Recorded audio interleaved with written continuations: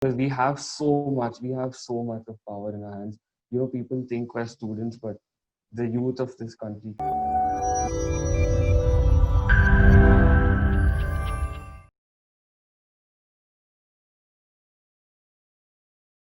Good day, everyone. I hope you are doing well in your home and everything is fine. Um, Welcome to Page Pe Chacha. This is the first session, and we are in conversation with Bangalore student community. Uh, Today we have with us Harshita and Manav. Both of them are one. Harshita is a senior researcher in the organization, and Manav is the operations head in the organization. So before we start off, Harshita, could you please tell us a little bit about yourself? Hi, everybody. This is Harshita, and I'm 19 years old, and I'm doing my engineering.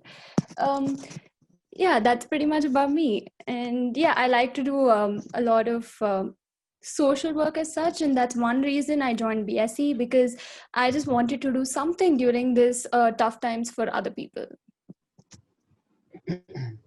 Over Hi to you, Manav. everyone. Yeah, I'm Manav. I'm 20 years old, and I'm currently studying my final year at St. Joseph's College of Commerce. I am currently doing my BBA professional, and I think the only reason that I probably even became a part of this community is just to give back a little something into society, and I think that's about it. That's wonderful. So the only question that roams in everyone's mind once an organization or an NGO is set up is that what is unique about your NGO that sort of sets other NGOs apart, right? Sets you apart from other NGOs. So tell us a little bit about that. Yeah, so the different thing about Bangalore student community is we are a group of only students. We're all students who have come together from, we're not from a single college, we're not from a single place, we're all studying in different places, we're all from different colleges, but we've all like come together for a common cause. So that is very unique and special about Bangalore student community because this usually doesn't happen because we as students people think that we cannot do much, but there's so much we can do. So students have come together from different colleges and different places. That's unique about Bangalore student community. I can just add on to that. Your question was what is unique about us. It's right in our name. We're the Bangalore student community, and besides standing up for students, so the main thing we stand for is literally student concerns. But anything that we can tackle in our daily lives, something that any issue that any student is facing, something as basic as anything to do with your fees, with your school, with your personal life, with anything that a student reaches out to us regarding, that's our aim. I think that's what makes us unique. Every NGO stands for something, and I think that's our motto. So how did Bangalore student community come into being? Like, what was the process? What was the ideation? What was the seed plan? And so on. Okay, Yeah. so at the beginning, a few of our members visited palace grounds and they actually looked into the situation of the migrants who were traveling back to their hometowns. So, as a part of that, they decided that they have to do something about it. They can help in whatever way they could. So, they came up like there were only 6 people initially, like, six people started helping the migrants, but eventually we grew and now we're around 600 plus students in Bangalore student community. Yeah, that's how it actually came around. Manav, The you like to add current, something? yeah. So, all of us know the current situation we're in, right? Everyone's facing something. You're probably facing something smaller than what I'm facing. So, like Harshita said, when a group of these particular friends of ours visited Palace Grounds, they saw how much the workers really needed help. They didn't ask us for help, but we could see that we can give back a little something to these people because of the work they do for us, right? At the end of the day, it's because of them that we get our work done. How do you think our buildings and everything are constructed? Everything begins with migrant workers. If we don't have them, then we're probably we can't depend on anyone. So that's how the community came into being. We didn't start off with like 100, 200 people. We started off with literally six people. It grew to 10 people. And on the third day, we were 15 and so on. And now, like Harshita said, there are probably more than 700 of us. So, that's how it came into perspective.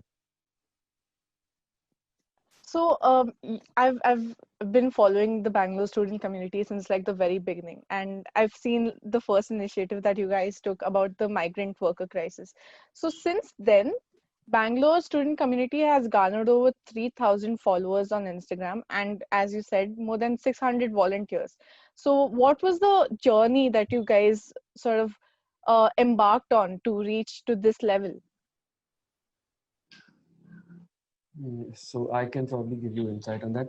So, when you speak about Instagram, when you follow somebody on Instagram, you're probably following them because, oh my God, like, this person is famous, this particular page is famous, this is a startup, and, so on. Our entire aim was to reach out to students. So if you're probably seeing 3,000 followers, we probably that all of them are students, and that's how we wanted to reach out to only students. Our first priority was students. So if you ask us what journey we embarked on, we just wanted, like, how do I say this? We just wanted more students to join hands with us because we have so much of power in our hands. People think we're students, but the youth of this country can only take things forward, right? And if we don't use that power in the right, medium, we're probably not utilizing it correctly. Yeah, so if I may add to that, it's like all of us students, we exactly know, we can understand the other students better, like in a way, because we can actually put ourselves in their shoes. So that's how we are able to understand what actually is happening to students. But we are not only addressing the student issues, we've also anything that comes up and which needs some help, we are always standing by that. You to get a clear idea of what journey we embarked on, like we said, we started with the migrants issue, right? That was the need of the hour. That was the absolute need of the hour. There was this time period for like close to 2 months where and everything on the news spoke about the migrants. So we had to tackle that issue. We had to do something about it. And like you said, if you see our Instagram page, like once we get into it, we helped them in such a big way, and it probably benefited them in they're heading back home and they didn't have anyone to fend for. There was just the police who was trying to handle everything. And then in order for them to have students to do something like something very small as basic as put a smile on their face, it goes a long way, right? Yeah, so Yeah. it started with the migrant crisis, but then after that we had many other projects also. Like it started with the migrant crisis. After the migrant crisis, like after some time, there was a lot of increase in the corona cases, and we decided that we cannot put our community members' life in risk. So we started doing something which we can do from our house. So that is how the research team came about. And if the first ever research that we started was addressing the issues on online classes and online exams, because we have seen a lot of cases wherein people didn't have internet connections or mobile phones, and it had become a very difficult situation for them. So we rolled out a form in Bangalore, and we decided to get what are the actual issues. We wanted to know the actual issues, but then we started with a very small count. Like we thought, okay, if we get 3,000 responses, we'll start our research on that. But we ended up getting 23,000 responses in like a single day. So it actually gave us a lot of motivation. We were like, okay, students are actually having a lot of problem. We need to address this in the best way possible. So we made a research paper on that, and we presented it to the Education Council, headed by Professor Sridhar. Yeah, that is how it actually started. That's wonderful to know. Um, so tell us a little bit about the scope and the reach of your organization. Like, what limitations do you have, and what are the concerns that you can address, and how you can help the student community? So I'll just when you ask us about our scope, so you're basically asking us about what we're intending to do, right? So when we joined hands for the migrant crisis, that our work itself helped us to reach out to so many officials. Now we can, that benefits us in such a positive manner, because whenever we need help, whenever we're stuck with anything, at the end of the day we need to reach out to particular officials, right? And they're always so supportive of us. Anytime we need anything, or we need some input, or we need some suggestions on how to go about things, because we're not handling very minor issues. We're handling issues at a level where you need a lot of support. So our scope as of now, the situations are so unprecedented. Like you said, can you imagine like a group of 40 or 50 students on ground helping migrant workers? It was exactly what I'm saying. So people wouldn't have put their life at risk. And we went down, we did that. And like Harshra said, we're trying to do everything from sitting at home, right? So anything we address student issues. If you would have seen on the news the recent issues that happened with Ramaya College, where girls' pictures are being uploaded on particular sites. Who's going to help them? You tell me. So like we reached out to the Joint Commissioner of Police. We reached out to the women's wing of the CCB. Now because we have so contact with such officials is how they help us in such a positive manner, and we can get our work done. So if that issue was tackled, they found the culprits.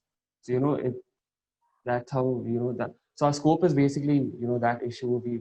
We want to, any student that reaches out to us, right? They can reach out to us through our Instagram, like we said when Harsha said about schools, the fees. Everyone's stuck in such a situation, and then with our college asking us to pay fees immediately, like there are colleges saying pay it in the next 1 week, pay it in the next couple of days, and everyone has some issue or the other, and that's clearly unfair, right? So we try to tackle any issue that any student has with us, and if they reach out to us regarding that. Yeah, so exactly as Manav said, every time any student has approached us with any problem, we've always tried our best to help them. And second of all, it's not only the students that we have helped here. We've also had a bed donation drive wherein we donated beds for the COVID hospital. And also we've had a lot of other initiatives, like we help the security guards, everyone's helping a lot of other people, but these are the people who have no other option but just work all the time. So we decided to help them. And yeah, actually Manav was a very he was a very important part of the bed donation drive. Could you elaborate on that, Manav? Yeah, so Muskan, if you would have got messages like my so and so relative needs a bed urgently. Where do I go? And we heard on the news that people rich or poor or middle class. We're not talking about class here. We're talking about human lives, right? Anyone. People didn't have beds. Can you imagine what it's like being sick with the virus and then you don't have a bed to go to? So one of the initiatives that we came up with is, we can try and set up beds somewhere. Even if we set up 500 beds, we're giving 500 people a chance. We're at least giving them a chance. We're not just leaving them, without any hope. We give them some hope. That okay, you have a bed, you can get treatment. And in order to do that, we needed the most basic thing we needed was beds, right? So we somehow raised up some money for beds, and we set up the beds at the Bangalore Exhibition Center, and there was a lot of work again. So we had stopped ground operations, right? So when the initiatives such as the beds or the security guards came around, we again had to go back on ground. And we had, people from our community itself were ready to come back on ground and work for this. So, that basically speaks a lot about how much students can do instead of how the officials are doing it. Everyone's trying their best, and all we're doing is joining hands with them and doing our best, right? Yeah, we've And sorry, also yeah. had a lot of online campaigns. One of it, whoever follows on Instagram would have seen this. It's Be Wise, Stop the Rise. So that was one of our most popular campaigns because it reached out to a lot of people. And yeah, we were really happy with that. Our online campaigns were also equally as important because, as you said, Muskan, that is social media is like one of the only platform we are having now, like in this the time of crisis. So Yeah, our online campaigns have also reached out to a lot of people. Yeah.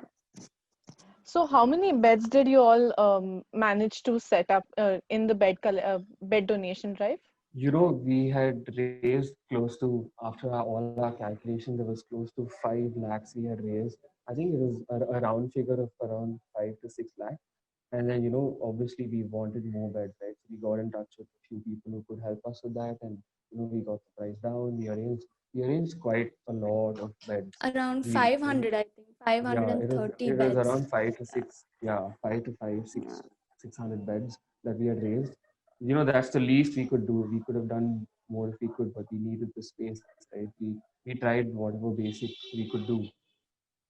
That's how we give back. And then, could you imagine how it is? Nobody thought about the security guards? They're the people who work at the hospital 24/7. Their lives are at risk more than anyone's lives, during this time. So basic things, very basic things, providing them with some, basic food items, providing them with umbrellas, providing them with a fresh mask, some to keep themselves clean, that they don't get sick at any point of time. So yeah. Speaking of money and funding, money plays a really important role in literally any organization's life, be it NGO or not. So, how does funding in your organization work? How do you get funding, and uh, do you have providers who give you money, or is it all just students joining their hands together? Yeah, so if you talk about funding in the initial stages, it was only the students like and their families. So it was only the people who were part of Bangalore student community, they were funding.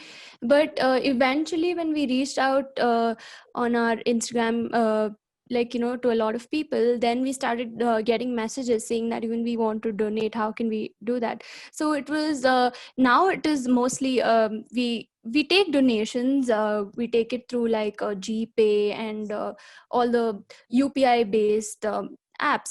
But yeah, in the initial stages it was only the students and their families. But if we are doing any huge project, we usually need a lot of fund, right? In that case, we have a fundraising team, and that fundraising team, the students are also part of Bangalore student community, so they raise the required fund for that particular project. That sounds amazing.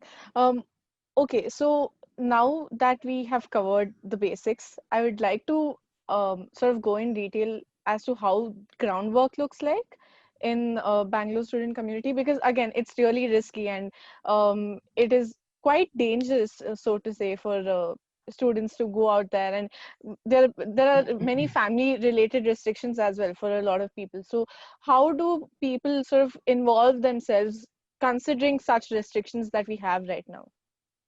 Yeah, so when you speak about groundwork, so let's speak about one of our main groundwork that started with the migrant issue. So our groundwork went on for probably more than a month, so to speak. And like you said, with the restrictions, being a boy or a girl or whoever you are at home, everyone had said restrictions, right? Nobody was allowed to go. But when we spoke about social work that we're doing something for the migrant workers, we had students who were coming there every day. We would have briefings in the mornings. Imagine hearing, going through a briefing in the morning that is for our own benefit. We took care of everything from absolute basic, like, how to take precaution, wear your gloves, use your sanitizer, distance, every single day that was told to any new student who had joined the community, anybody who was a part of it, right? And when we speak about groundwork, we were not just at Palace Ground. So, towards the middle of the initiative, there were trains that were coming, and our community would do anything. Even if we had 5 people, even if we had 3 students, who could reach out to those stations, people who were leaving, we provided them with whatever we had, and providing people with shelter. There was a point of time where some of the workers would stay overnight. They would miss their trains. They wouldn't, be able to get back to their homes. They would be stuck back in our city, right, without any shelter. We would try our best to provide them with shelter. There were students always available, always ready to put in the work, always ready to come on ground, irrespective of, they know that they're probably putting themselves at risk, but we weren't doing it for ourselves. We were doing it for someone else. So our groundwork comprised of all of that, being at Palace Grounds every day, moving to the exhibition center. We had particular locations where the migrant workers would assemble, and we would do everything we can. So, groundwork and puts to perspective of how we were there for them until, we reached out to like how many of our migrant workers we could on ground. And eventually the cases had risen to a point where, we had to seize them. But by then, most of the migrant workers had headed back home. So, yeah. Speaking of the migrant worker problem, was language like a barrier when you were helping them out? Because everyone would talk in different languages, and I think it would have been difficult for Bangaloreans, so to say, to converse with them because we are only fluent in like English and Hindi a little bit and Kannada, of course. So how did that go about? How did communication happen among them? Yeah, so I think communication was not a bigger issue there because most of our community members used to talk to them in Hindi because like the trains were usually to North India, like so we could talk to them in Hindi, so that was not a big issue. But the bigger issue was when they used to tell us their problems. It was so emotional, and it was if we understood that whatever happens we cannot stop this because this has to be done. Like they're all away from their families, and few people didn't have phones, they didn't know how to communicate, and they didn't have money. And as Manav mentioned, they were asked to leave their houses. So at that point, a lot of our community members stood up and they were like, okay, let's provide them with a shelter. And at some point of time there was a fire kind of thing where a lot of migrant workers lost their houses. So at that time we in a day we raised a lot of bed sheets and blankets and pillows, and we asked anyone who could donate, please get it to Palace Grounds. So that, and in one day we had something for them, like we had something set up. Like we couldn't provide like shelter to everybody, but we gave them a place, and we gave them all the blankets, bed sheets and pillows and basic necessities like food. So we were always trying to do whatever we could. When you speak about language, right, for people like us, like you said, even if we know like a basic English, Hindi, Kannada, we can still converse to them in a, we can still reach out to them, we can speak to them, and we can do that. But can you imagine the police handling them and them, not being understanding of their situation? They really, if they know a language, they don't, they just get their way through. So when we were handling groundwork, we, something as basic as filling out their forms, right? Many of them don't know how to write. They probably are writing it in their own language. They don't know how to write it in, English or whatever. So we would help them with that. We would, there were, like she said, there were women who were pregnant. There were women with like very small babies.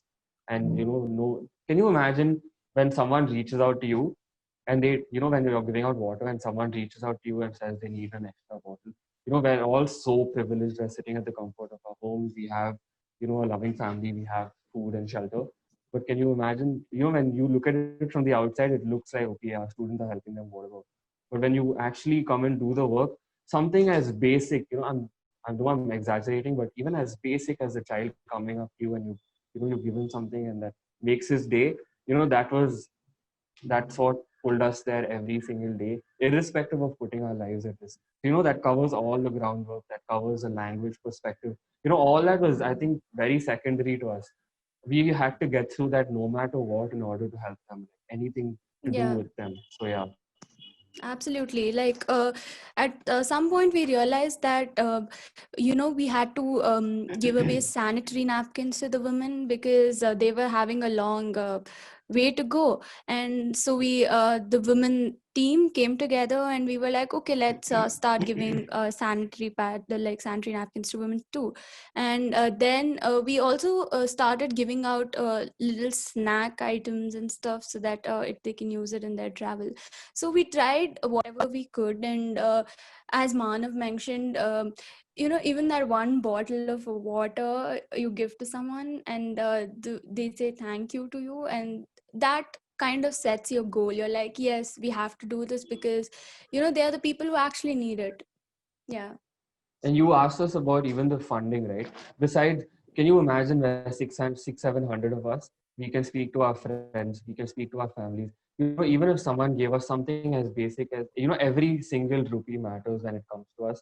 Can you imagine growing from 10 of us to so many? We had no issues with the funds because everybody was so supportive of our cause. People reached out to us personally, saying we need to donate. And, people, not only money, when it comes to funds, we're not looking at only money, where everyone donated in cash and kind. People gave us food items, people gave us very anything and everything they were ready to give us. We would make use of everything that was given to us, right? So yeah. Um, okay, so now that we've covered the ground completely, let's talk a little bit about how it was like within offices with officials. How did things go about over there? Because these are two different scenarios. So how was the process, and give us a little bit of sneak peek into it. Yeah.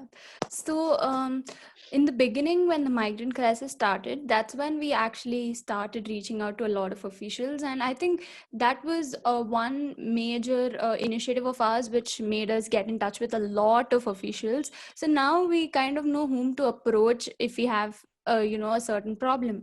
And it's like, as I mentioned, for the research team, like, because I'm concerned with that, I have closely seen how we contact officials and stuff. So with respect to that, when the education, we spoke to the education council and we presented our paper, and we also there was this fees issues of a few colleges. We reached out to officials related to that, and also for the cybercrime issue, we reached to Sandeep Patil, the commissioner.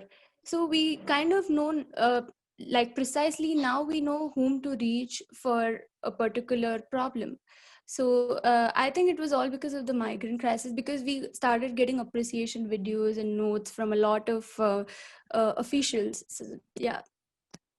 The basic impression when you speak about an official, so to speak, is that, probably they don't have time for you, or, they're very busy. But, every single official or every single, yeah, big person that we reached out to, they were so understanding of our situation. They actually gave us the time to listen to us. They gave us their input. They didn't just listen to us. They heard us. They gave us their suggestions. They told us what's the right path to take. They asked, you need people like that to do the work that you do. And if you don't have the help from these people, then it just puts you back a lot.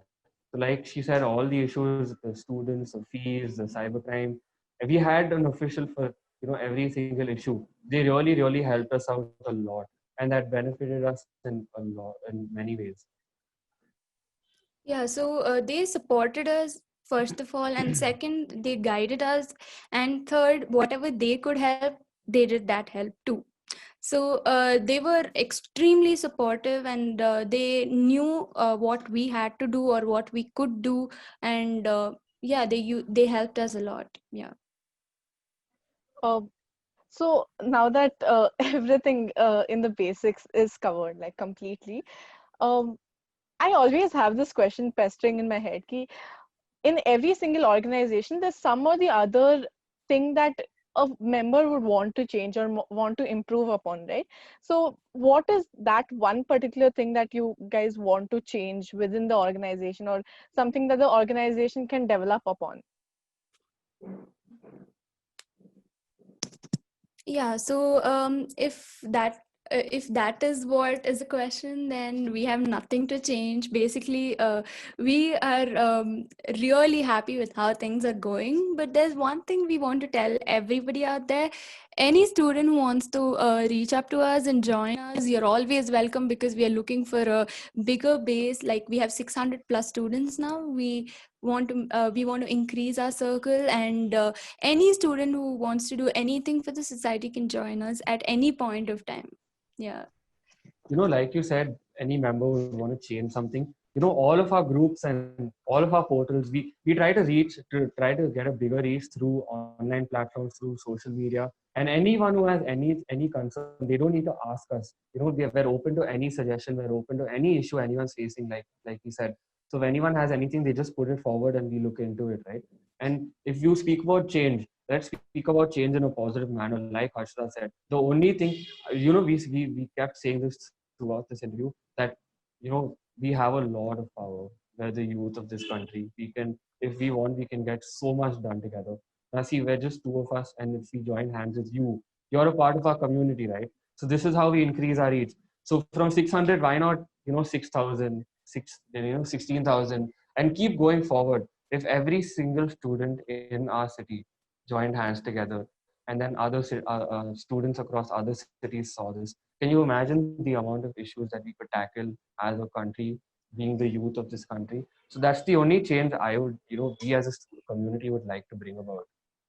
Join hands Yeah. together with us. You're all so welcome to join us at any point of time regarding anything. So yeah, that's about Yeah, it. I think. and as Manav said, it's not only Bangalore. There are so many cities in Bangalore, like so many cities in India, and so many students who have issues. So I think everyone should, come together. And it's not only Bangalore student community now. We can grow a lot. That's wonderful to hear. Also, what are your future goals as an organization? And how do you see this organization going forward in the future? So Okay. yeah, Harshita, you can go ahead. Yeah. So as of now, considering the present situation, we have for the next 6 months, our aim is to address whatever problem that the students are facing or the society is facing, because we don't know what would the situation be after 6 months, or what would the situation be after the pandemic. So till then, whatever we can do, we will be doing it. And after 6 months, we just want to reach out to as many people as possible, and make and grow. Like as I said before, it's just growth that we need right now, because as we grow, we can reach out to a lot of people. And probably now we're reaching out to people whom we can see, or we can just be like, okay, they have some mode of communication and they're reaching to us. But what there are many other people who do not have such way of communicating to us, and they don't even know our existence. So we need to reach out to such people, because they don't know that they can get help. So we need to tell them that we're always there to help. Yeah.